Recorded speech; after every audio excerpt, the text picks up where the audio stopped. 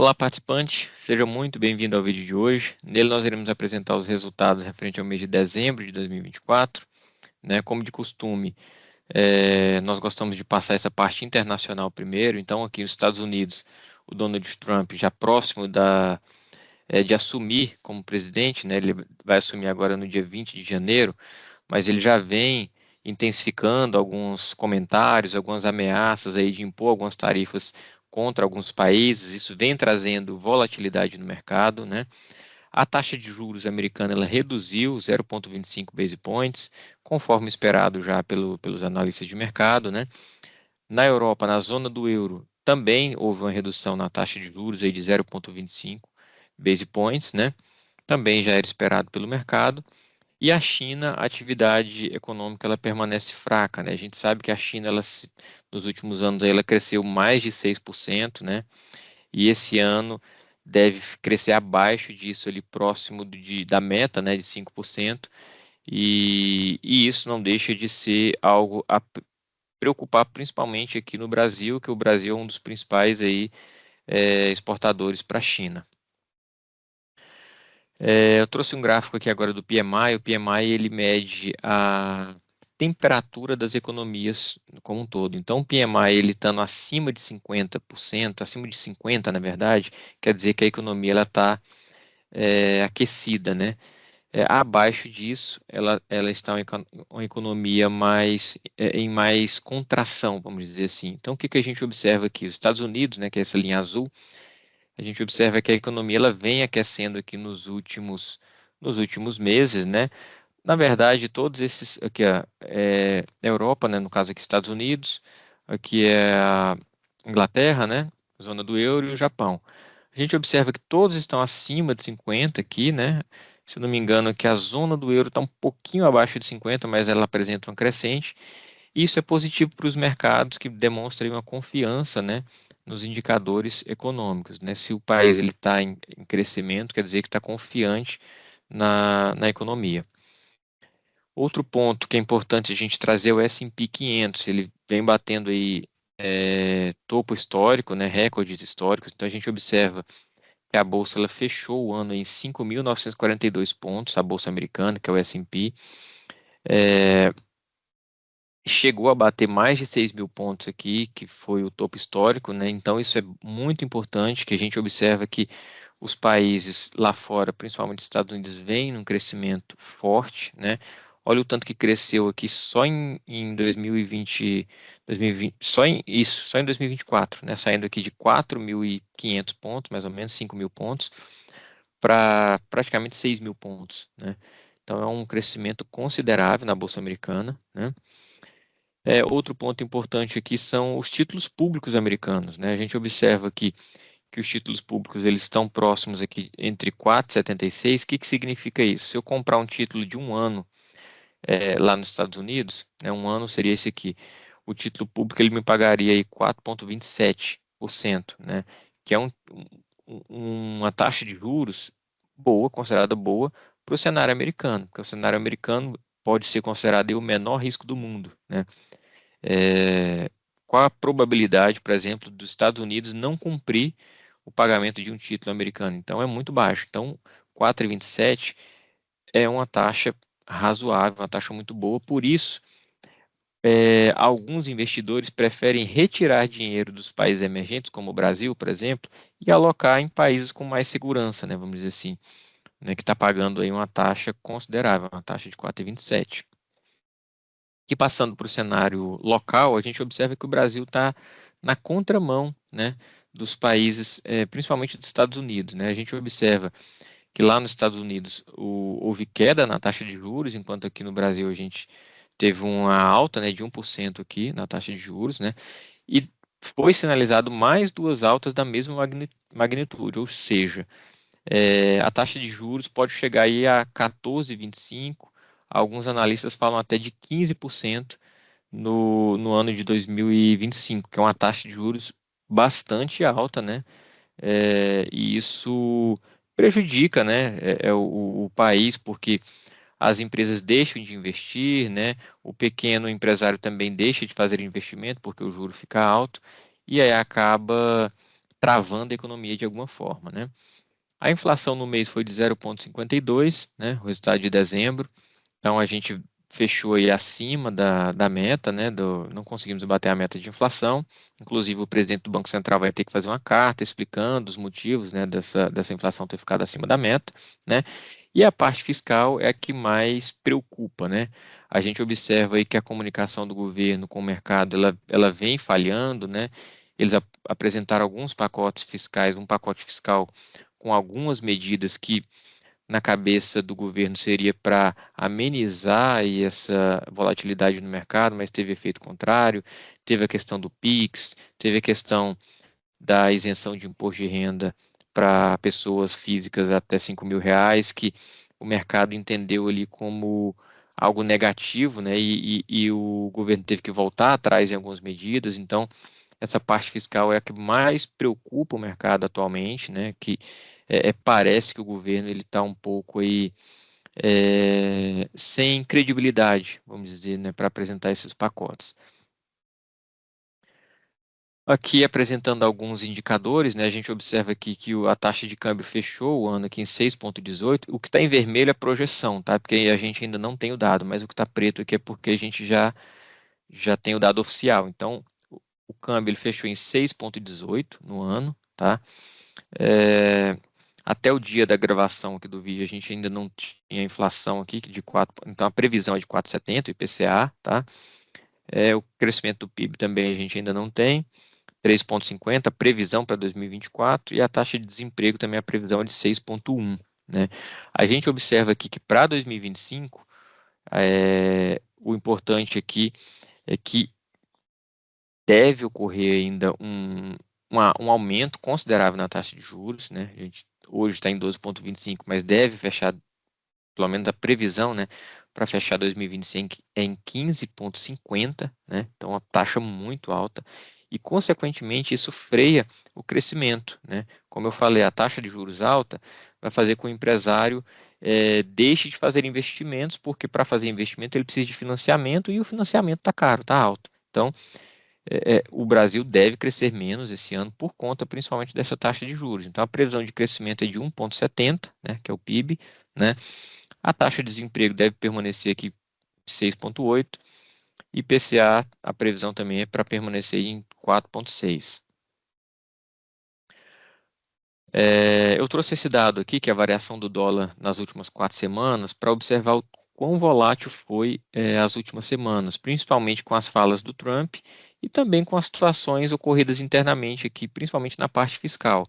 Então, a gente observa que na última semana do ano, a semana de 27, só nessa semana o dólar fechou aí em 1,99, né? Ele subiu 1,99% em uma semana, né, somente, por conta justamente aí tanto desse cenário fiscal quanto das falas aí do presidente dos Estados Unidos, né? A gente observa que no início do ano aqui chegou a cair um pouquinho, 0,69, mas as outras 3 semanas foram todas de alta. Então a gente observa que o mês de dezembro foi um mês de bastante volatilidade, né? Com aumento principalmente do dólar e a queda da bolsa local, a queda da moeda local, e isso consequentemente afetou aí os nossos investimentos. Então, aqui o retorno dos principais benchmarks, por exemplo, MSCI World, que é esse azulzinho, que é um benchmark de investimento no exterior, fechou negativo em 0,45. O Ibovespa também fechou negativo. IMAB5 também fechou negativo. IMAB5 são títulos atrelados à inflação. O IMAB5+, que são títulos atrelados à inflação com mais de 5 anos, fechou bastante negativo aqui, 4,37, né? O que fechou positivo? CDI, 0,93, e a inflação, INPC e IPCA. Na parte de bolsa, como eu falei, foi um mês bastante volátil, então a bolsa fechou negativa aqui em 4,28, né? Fechou nos 120 mil pontos. Lembrando que a bolsa chegou a bater 130 mil pontos, mais de 130 mil pontos, e agora teve uma queda aí de mais de 10 mil pontos para o fechamento anual, né?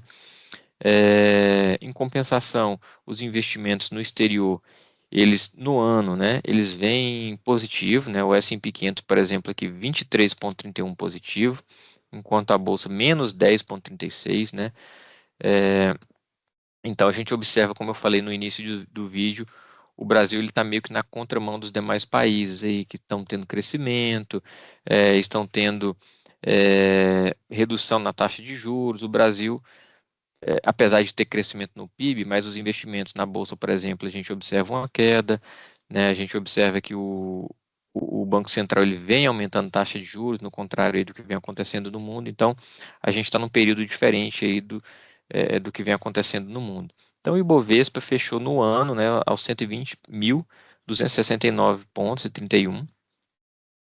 E aqui partindo para os resultados, o mês de dezembro foi um mês de bastante desafios, bastante volátil, né? Então a gente observa que praticamente não, todos os nossos planos no mês de dezembro, eles ficaram abaixo ali das suas metas por conta de diversos fatores. Primeiro, a renda variável, que foi negativa, né?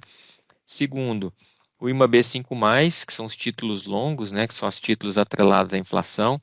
Esses títulos eles tiveram a queda de mais de 4%, como eu informei nos slides anteriores, e fez com que puxasse para baixo aí também a nossa renda fixa, não só a renda variável, mas também a nossa renda fixa. Então, o mês de dezembro ele ficou com uma fotografia ruim, né? Pode-se dizer que foi o pior mês do ano em relação aos retornos dos nossos investimentos. No ano, em 2024, alguns planos e perfis, alguns planos, né, conseguiram atingir as metas, né, perfis também, como conservador, por exemplo, conservador que teve uma rentabilidade de 12%, a rentabilidade consideravelmente boa, né, bem acima da sua meta, né, que era 8,65, porém o moderado e arrojado, por possuírem um pouco de risco em suas carteiras, não conseguiram atingir as suas metas, né?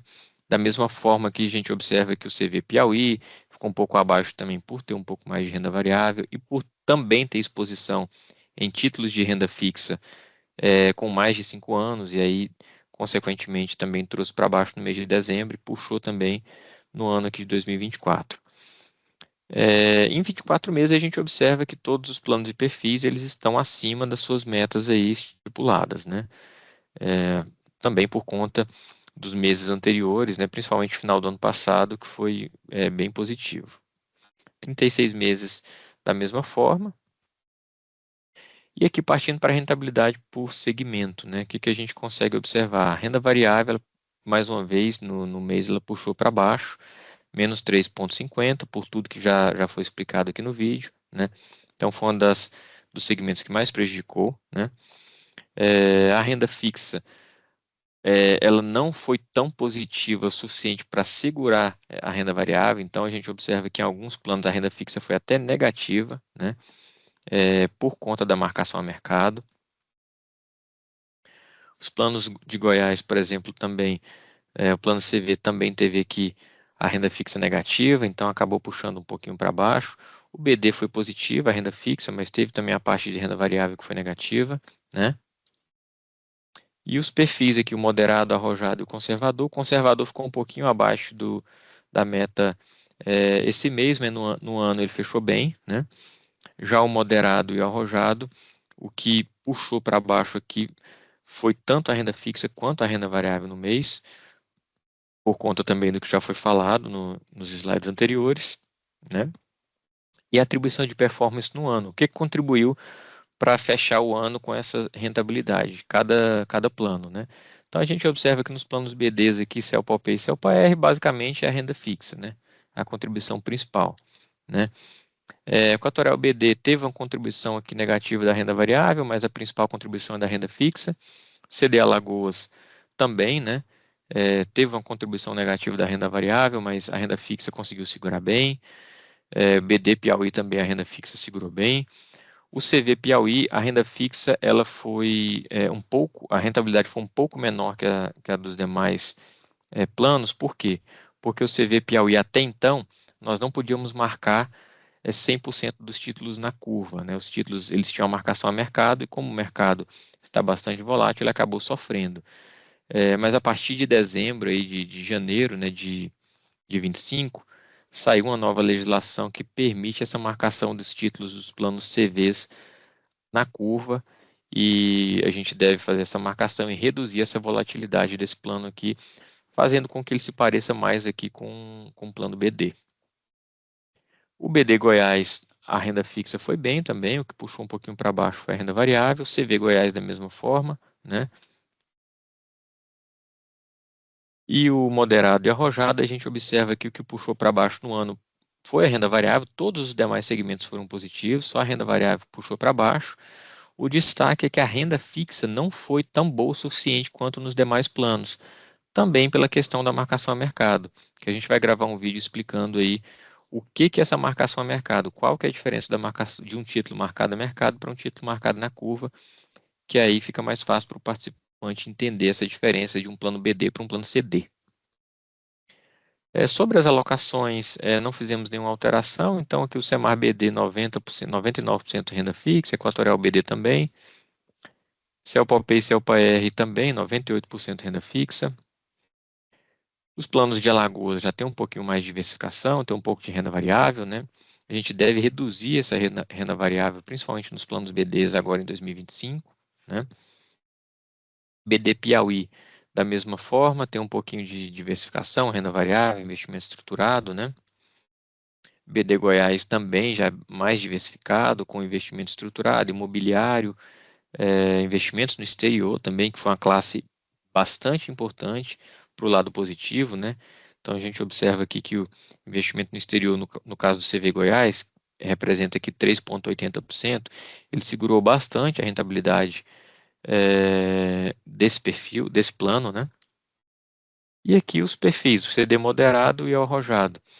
A gente observa que o arrojado ele tem um pouco mais aqui de renda variável, 22%, investimento no exterior também 8%, enquanto aqui o moderado está em torno de 9% e 6%, que são os que trazem mais risco aqui para as carteiras, tá? No mais seria isso, né? A gente fechou o ano de 2024 com a rentabilidade abaixo do esperado, né? A gente espera que 2025 seja um ano de mais retornos para as nossas carteiras, né? A gente vem trabalhando para isso. No mais, agradeço a atenção durante todo esse ano de 2024, né? Espero que vocês, participantes, continuem nos acompanhando, continuem assistindo os nossos vídeos e que compartilhem esses vídeos com os demais participantes para que todos fiquem informados dos nossos retornos, para que todos aprendam um pouquinho aqui sobre cenário macro, sobre o que é uma renda variável, o que é um título público. A gente está tentando, durante esse ano de 2024, a gente veio tentando trazer essa clareza dessas informações, e no ano de 2025 a gente vai continuar ainda mais forte. No mais, agradeço a atenção e até o próximo vídeo.